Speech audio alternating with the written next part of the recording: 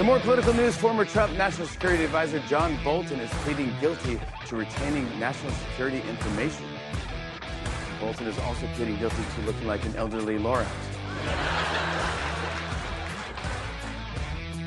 See, I thought I was the only one who saw that Bolton's mustache looked like the great-grandfather of the Lorax. I actually asked him if anyone said that to him. He said no. He wanted to know what a Lorax was. So I guess he's not a reader. It's Mike Opelka in for Chris Plant of the Chris Plant Show, third hour of the show. Thank you for being here. We have a lot to get to. So many stories that are bubbling up today. And yesterday, more hearings in the House, more silliness, more stupidity, more questionable statements from many members of the Democrat Party who are obviously looking for videos for campaign purposes. They're obviously looking to try and get a gotcha moment with Marco Rubio or Scott Bessent. And somebody needs to send out a little memo. Hakeem Jeffries needs to send out a memo. Don't try and challenge Scott Bessent or Marco Rubio. You are not up to the task. You will end up looking like a fool. And they did, in many cases. Because we know it's going to be a segment on a show sometime. Yes, they were actually elected, but when it's least expected, those Democrats say the darndest things. They do, and occasionally they say and do something that I have to tip my cap to their sneakiness. And I'm talking about a situation in Alaska where there is a Senate seat up for grabs, and the Democrats have a candidate, but their candidate isn't a good candidate. So apparently they decided to get another person to run as well, and this person's campaign is meant to confuse. What am I talking about? The senator from Alaska who's up this fall is named Senator Dan Sullivan, and he was on Newsmax last night talking about the fact that all of a sudden there is another Republican named Dan Sullivan running. And so there's going to be a primary. Senator Dan Sullivan talked with Greta Van Susteren about this fact. So here you got a Republican senator. He's hoping to win his Alaskan seat in the Senate back again. He's running against a Democrat who's not making too much noise. And suddenly another Dan Sullivan, exact same name, appears running for office. And there are connections to the Democrat leadership. The Schumer and the Democrats, we know what they want. They want to have power no matter what. And so a little bit of context here. My opponent is a former Democrat congresswoman named Mary Peltola. She's the lead Democrat. She's 2 terms in the Congress, was fired by the Alaska people because she didn't get anything done. 2 terms, not one bill signed into law. So she got fired in 2024 during her reelection. So when the the Democrats recruited a guy by the name of Dan Sullivan, who we're calling Sham Dan Sullivan, at the last minute. But here's the deal, Greta. He was recruited solely to confuse Alaskans and rig the vote in favor of Peltola. How do we know? Well, this guy, Dan Sullivan, is a liberal, a far-left liberal.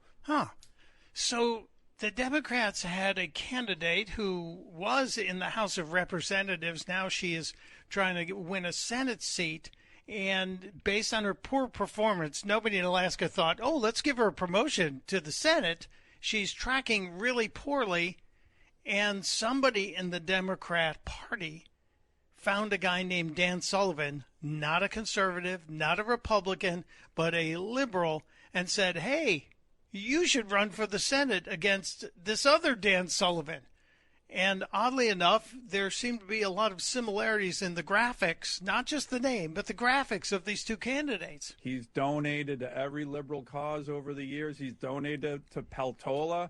a couple of times, and at the last minute, he registered as a Republican. Well, he's not a Republican. We all know that. The only reason he's registering as a Republican is he wants two Dan Sullivans with the R next to their name on the ballot. But it gets... And he's about to explain here. If you look at their campaign materials, they're both using the blue field page horizontal orientation with the name Sullivan and the words U.S. Senate underneath it, looking very similar. It's worse, as you're seeing there on the screen, when he filed his campaign logo, his campaign letterhead, his fundraising letterhead, it stole my campaign logo. The campaign logo on the left there is the one I've been using for the last 13 years. The one on the right is what he filed with. Well, so it's the exact same thing. And while I think this is a dirty trick, it's not illegal. It's very sneaky. It's also evil, clever.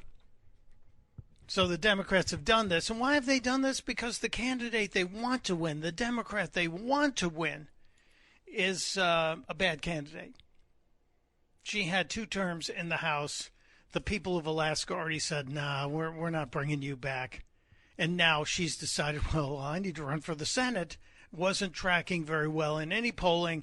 So the Democrat National Committee or somebody, maybe it's the Democrat Senatorial Committee, came up with this plan to recruit a guy, or a liberal, who's claiming to be a Republican, to have him run just to confuse people.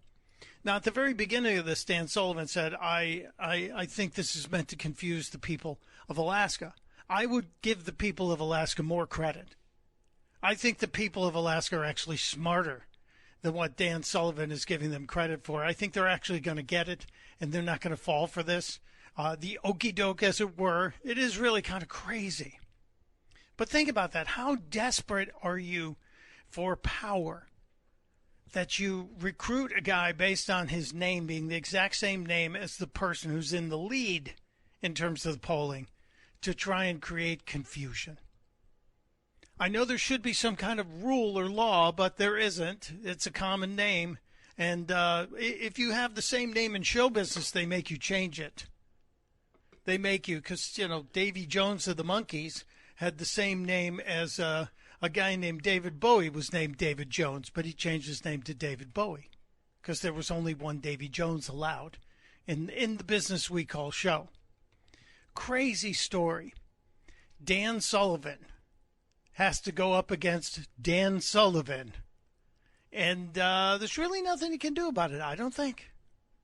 I don't think there's anything. The Democrats, I don't want to say they outplayed the Republicans on this one. They just were sneakier. They were sneakier than the GOP, which is unfortunate. That's a shame. It's really a shame. But that really is another example of who they are. Just let them keep talking. They'll tell you exactly who they are every single time.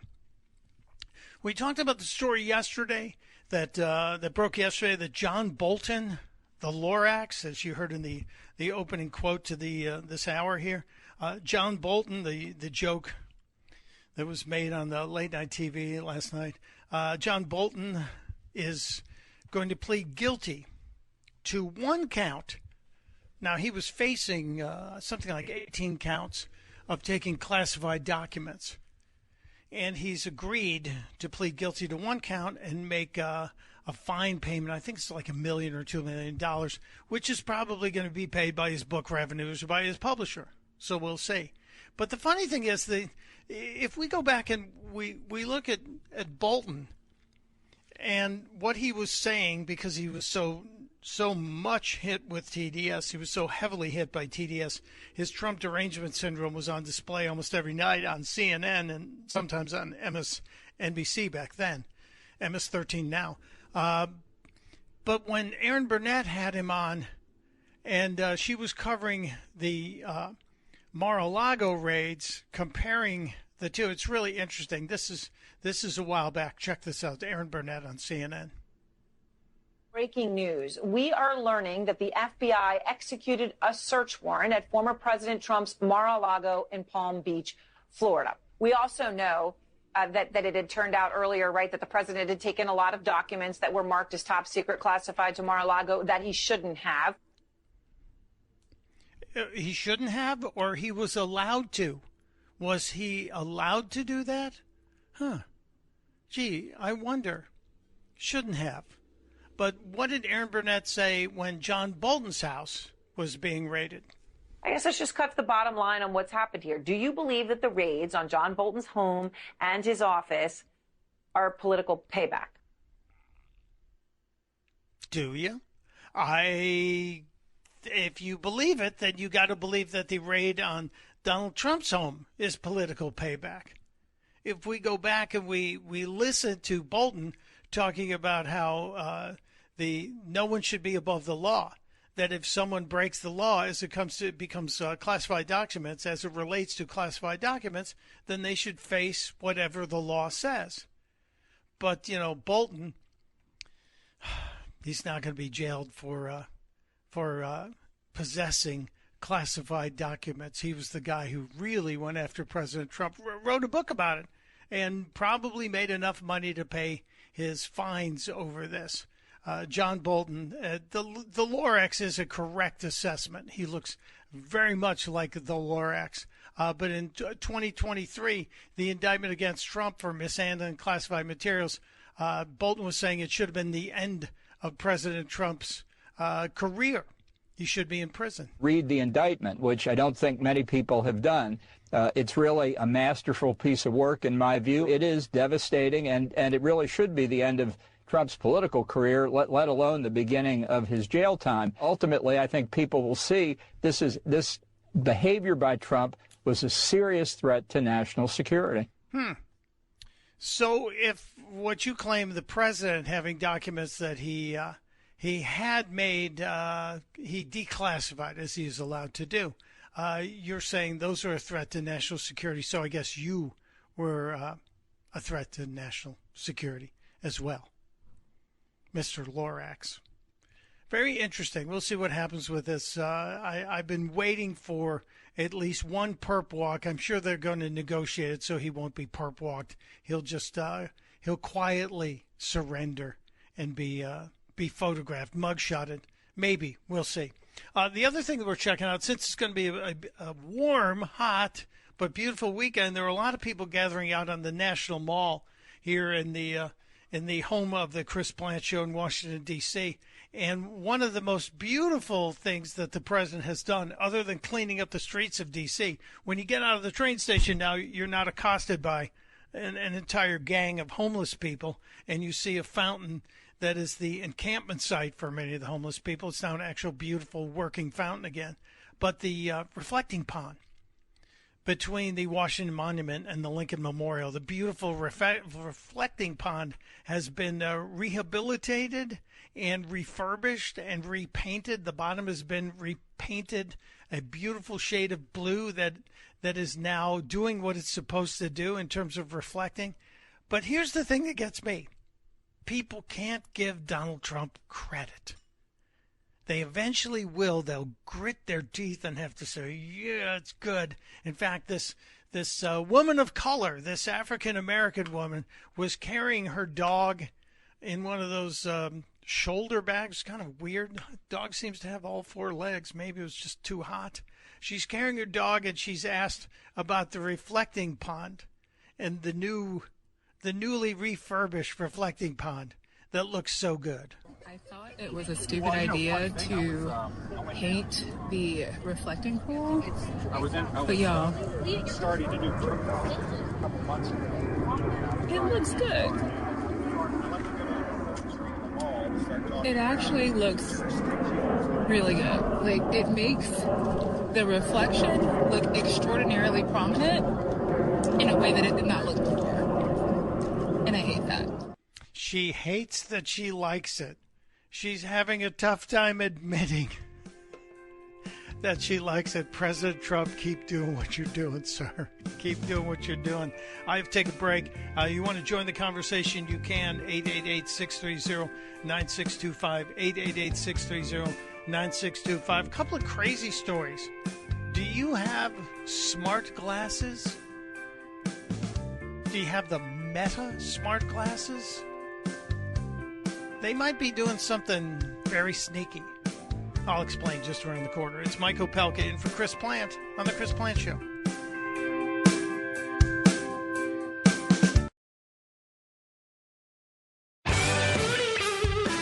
It is The Chris Plant Show. Mike Opelka in for my friend Chris Plant. He's on vacation. And God willing, I'll make it to all of the shows while Chris is away. We have a lot to get to still on this day. I told you Democrats say the darndest things. We will get to those, and I want to talk about these smart glasses from Meta. Meta, which we used to call Facebook. But Zuckerberg's company has put out smart glasses with cameras on the front, and they look like kind of in the style of Wayfarers.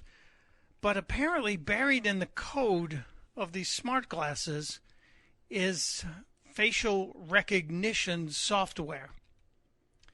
And the user really doesn't have the knowledge because it's kind of a hidden app buried within the glasses. The user isn't necessarily told, hey, by the way, your new smart glasses, which can translate things, can take pictures and video, which can actually search the internet while you're wearing them, all kinds of things. So, it's you're wearing your portable Big Brother. But if it's got facial recognition buried inside the technology, you have to wonder, is there something more nefarious buried inside Meta's AI app?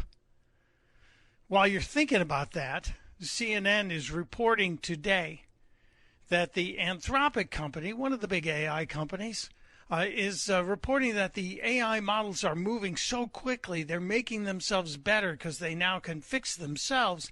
They can advance themselves without us telling them to go in and fix something. They call this full recursive self-improvement. Is that a good thing or a bad thing?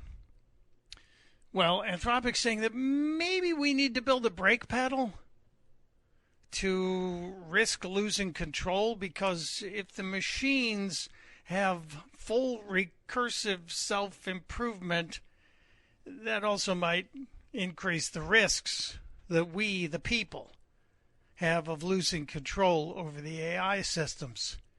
They're capable of fully building their own successors. Huh. Anybody worried about that? I use the AI every day. I don't want the AI to be using me. All right, taking a break. We'll get back to some of the politics and some of the dumb things Democrats say. It's Mike Opelka in for Chris Plant on The Chris Plant Show.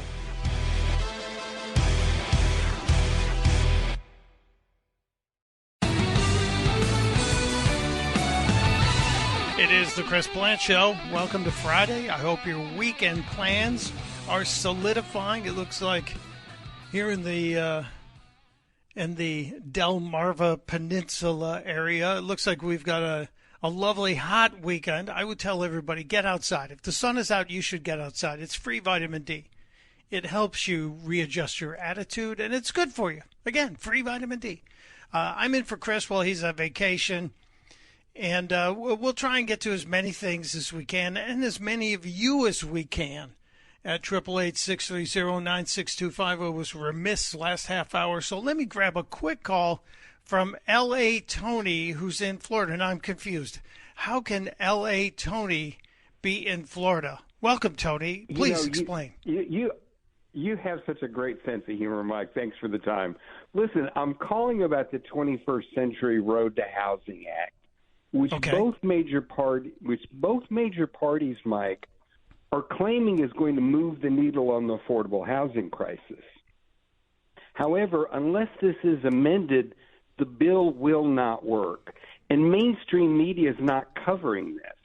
So I can tell you, Tony, I can tell you, I'm ignorant of it, as they say in some parts of the country. I'm ignorant of it. So, what do I need to know about the Road to Housing Act? Thank you for asking. That's great.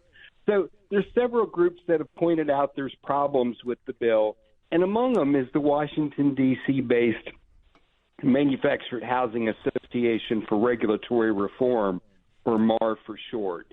The Senate's one-page brief on the bill specifically says under Myth 5 that the bill will not override local zoning.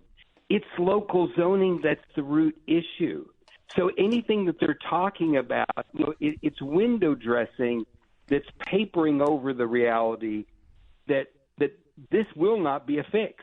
HUD's own researchers, a pair of ladies, Pamela Blumenthal and Regina Gray, they said in one of their reports that for 50 years, both major parties have known the causes and cures of the housing crisis.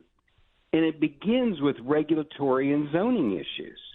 So are you saying, Tony, because we're getting really wonky here, and while I respect the idea of this, there's also a lot of knowledge that most of us here don't understand on this.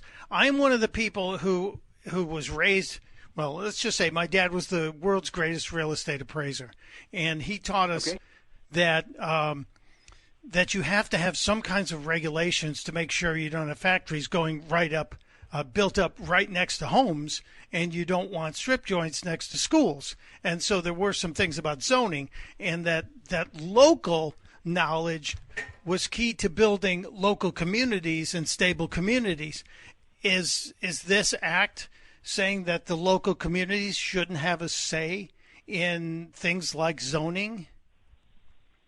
Great question. Actually, it's just the opposite, Mike. Good. So what the act says we're not touching local zoning. Well, if you look at like I say, what HUD and other researchers, Harvard, all kinds of different sources, they all say local zoning is the root of the problem. So unless you change that local zoning, and that has to be mandated at the federal level, otherwise you're just going to leave the status quo in place.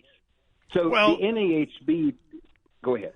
We have a little thing called the 10th Amendment, which allows the states to have dominion over several things, about their own community. So this is an interesting one for me. This is a real deep subject, Tony, that I honest to God don't have a whole lot of time to get into. Can you point me somewhere where we can do a little more homework on this? You could go to the MAR website, like I say, Manufactured Housing Association for Regulatory Reform, mhpronews.com and mhlivingnews.com. They both have information on this subject. Housing Wire has been doing a series on this as well. So all of those would be places people could get more information. Okay, I'm going to do a little homework over the weekend as well. Housing, a big, important issue for me. I'm a big fan of people trying to own their own home, whether it's a condominium, a townhouse, or an actual property on a giant piece of land. I think that's a good thing. I think it helps build wealth. It has for decades in this country. So I'll be doing a little work on it. Thank you, L.A. Tony. Appreciate you being there. You my call. Have a good one, Mike. Thank you, brother. There he goes. Really kind of an interesting thing, isn't it? The Democrats would have you believe that homeownership is racist. They would tell you that we should take houses away, and if your house is worth too much money, they want to charge you for having too nice of a house and then take it away from you. I exaggerate to clarify. That's a little bit of hyperbole. But it's one of those things that I find very disturbing about the far left edges of the current Democrat Party. They are anti-private property. Just look at New York City. Look at what Mamdani is doing. And by the way, Mamdani promised all those people, if you vote for me, your housing costs will go down. Well, there are people in a city-owned project that are seeing a 30% raise in their 30% increase, a 30% rise in the rent that these city-owned properties will be charging them. Interesting how it's turned around on these people in less than a year of having a socialist in charge, because he is running out of other people's money. Let's get to some of the things that we saw yesterday during the White House press event that was held late in the afternoon. The president talked about supporting the coal industry in this country. Remember, under Barack Obama, we were told that if you're planning on opening a coal-fired power plant under Obama's cap-and-trade plan, you would be bankrupt. Donald Trump is thinking that coal is one of the three energy sources that this nation needs. We have oil and gas, and we have nuclear, and we have coal. And coal was part of the discussion yesterday. But the president opened up the floor to the media gaggle that was in the Oval Office. And I think it was Peter Doocy from Fox asking a question about 2028 and a possible Democrat candidate. Hunter Biden. He's on social media now, and he has suggested, maybe joking, I don't know, that he could run for president in 2028. How would he do, Hunter Biden, in a 2028 Democratic primary? Well, you would think that, past has something to do with winning an election, and I would say his past is not the greatest. Where's Hunter? Right? Remember my Where's Hunter? It became the #1 shirt anywhere in the world for about 3 weeks. I'm not going to say that. I'm sure, hey, if the guy from Maine can do well, I guess Hunter could do well, too. If the guy from Maine can do well, I guess Hunter can do well, too. A couple of things that I've noticed here. When the president is doing these gaggles in the White House, I think this is a more diplomatic President Trump. He was very kind to Joe Biden yesterday as well. So not just Hunter, but to Joe Biden as well. It's a very interesting turn. Is it because Susie Wiles, in her recovery, is living in the White House? Susie Wiles, chief of staff, who has been credited with so much with keeping the president on track in front of the media. Is Susie Wiles rubbing off even more on President Trump? Possibly. Or he is a smart guy. He certainly knows what he's doing, getting elected twice, some say 3 times. Really interesting take. And then I did talk yesterday as well about what happened yesterday as well in the House hearings, the Senate hearings. It was exhausting watching the Democrats. They just can't ever let anyone make a statement. One of the people who was most frustrated by all of this was Secretary of State Marco Rubio, who was being grilled by Democrats. This is an actual Democrat who covers a district in, I think she might even cover Karen Bass's district. Karen Bass now trying to hold on as mayor of Los Angeles. But this woman, Kamlager Dove, Representative Kamlager, she's a hyphenated last name, won't let Marco Rubio get a word in edgewise, and she plays the reclaiming my time trick. Because you have said these things, you have shared these talking points before. They're not talking points, they're the truth. But it is hard to take your word for it when this is the most corrupt administration in American history. So she's claiming this is the most corrupt administration in American history. Rubio's not going to let her get away with that. We're talking pardons for sale. We're talking about no-bid contracts to those on Trump's family and friends plan. We're talking about a $1.8 billion slush fund. And I think that's corruption. The American people think that's corruption.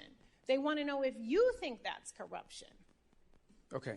Number 2, this goes right to the point of transparency. You're absolutely wrong about the way the money flows. It's pretty straightforward, and I'll share. So I'm going to have to reclaim my time again because the what question kind of process about is this? They get to ask questions and you don't get to answer? It's my time. The question about corruption is my really time? important. So why am I here if I don't get to answer your questions or your defamatory statements? I'm reclaiming my time, Mr. Chair. Reclaiming my time, I'm having echoes of Maxine Waters screaming, reclaiming my time. By the way, where is Auntie Max? Is she fading now too? But this representative who is constantly reclaiming her time and going after Marco Rubio, she wants her time back. She wants that time back. She's reclaiming her time. This is so infuriating, and I don't know why the Republicans actually sit for these and just don't get up and walk out. It would be much better, I believe, a much stronger statement to say, we're not going to get to allow you to make your campaign videos. I think part of it is the fun of going up and embarrassing these people. Part of it is the opportunity to create one of those moments where Democrats say the darndest things. Democrats say the darndest things. Are you serious right now? Democrats say the darndest things. They make me laugh, they make me smile. I swear to God, sometimes I cry. Yes, Democrats say the darndest things. And yesterday, Scott Bessent, who I do think is an all-star in the cabinet. Scott Bessent once again delivered in a Democrats say the darndest things moment. Bessent being questioned by another California Democrat, Judy Chu. Recently, President Trump proudly claimed that he doesn't think about Americans' financial situation when it comes to the war with Iran. So I want to ask you, Secretary Bessent, do you agree with President Trump that you also do not care about Americans' financial situations? Congresswoman, who was the president during World War I? Can you... No, are you refusing to answer my question? No, I'm asking, who was the president during World War I?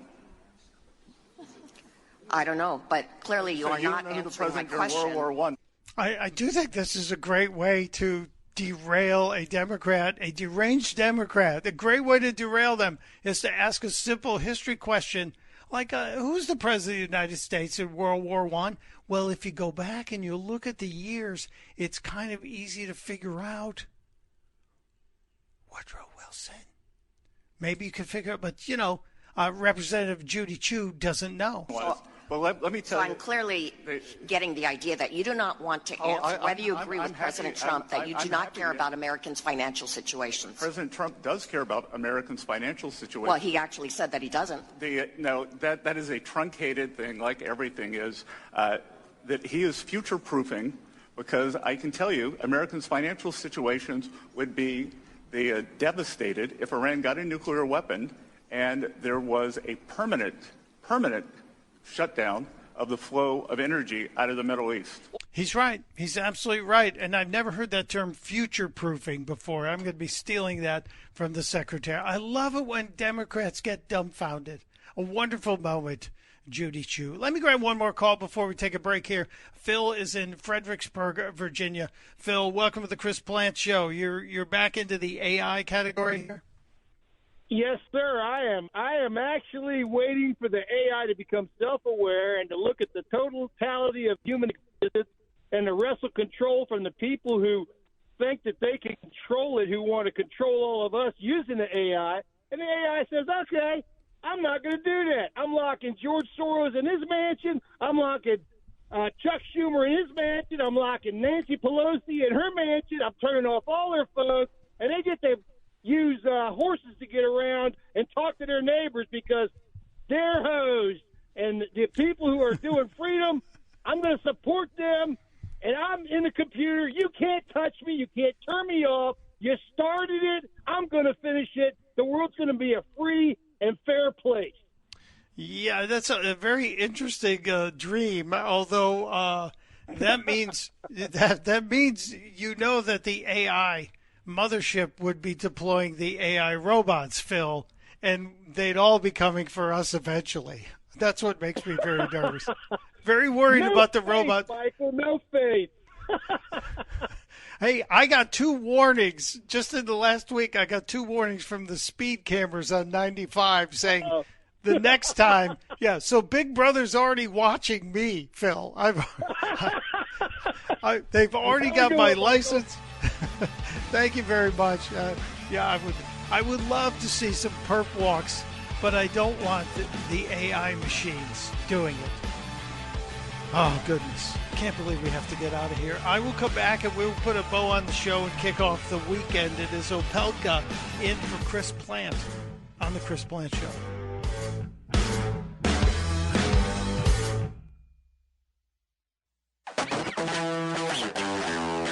It is the Chris Plante Show wrapping up this Friday. Friday, hallelujah to you. Mike Opelka here for Chris when he needs me, always.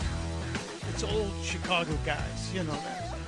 Before we get out of here, I have a couple of loose ends to tie up and important news items to touch upon. But Randy is calling from Arkansas with a very important discussion. Randy, welcome to the Chris Plante Show.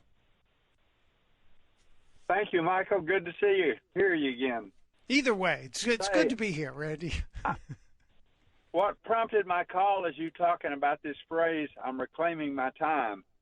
I got so sick of hearing that, and I started thinking about it and looking at the context of the comments when they did it, and it's Democrats speak, but I think I know what it actually means, so I wanted to share that. Please do. What does it mean?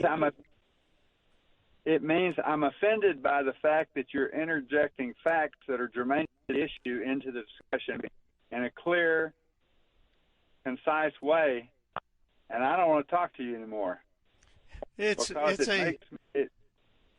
political speak for shut the hell up. You're not getting my point.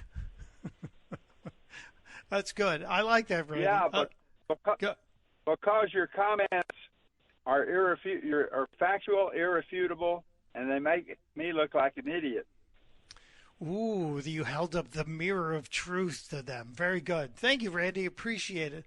A couple of important stories to keep your eyes on today. The appeals court is going to hear arguments about President Trump's ballroom construction and whether or not it can continue. Oh, it's so irritating. Just give it up. It's all about just opposing Trump. Truly it is. And if you're in the D.C. area today and you're looking for something to do at the end of the day, today is the D.C. Dyke March against ICE. I did not even know this was happening, but Chris sent me this and said, hey, don't forget, let the people know, Dykes against ICE, marching for liberation. Just one of those specialized groups I did not realize was organized this way against ICE. In fact, next week we have a lot to talk about. The president's birthday is coming up, which means it's Flag Day, which also means it's the UFC fights at the White House. We should talk about that because Joe Rogan has made some very, very interesting comments about it. And we'll talk about whether or not Joe Rogan is, as rumored, headed to 60 Minutes now that they've freed up some money on the salary cap with Scott Pelley being ousted. We'll see what happens there. That's a very interesting story. But there also is another No Kings weekend coming up. The left, they love this No Kings thing. They thought last time was so good. I guess they sold so much merch, they're going to do it again. So next weekend, as the UFC fights are happening at the White House, they'll be having more No Kings tomfoolery everywhere. Thanks to everybody who participated today. Just always a stone gas. Thank you, Michael Piercy. Thank you, Jasmine. Thank you to you, the listeners. I'll be back, God willing, next week. It's Mike Opelka reminding you, enjoy every sandwich. And testudo, my friends. Testudo.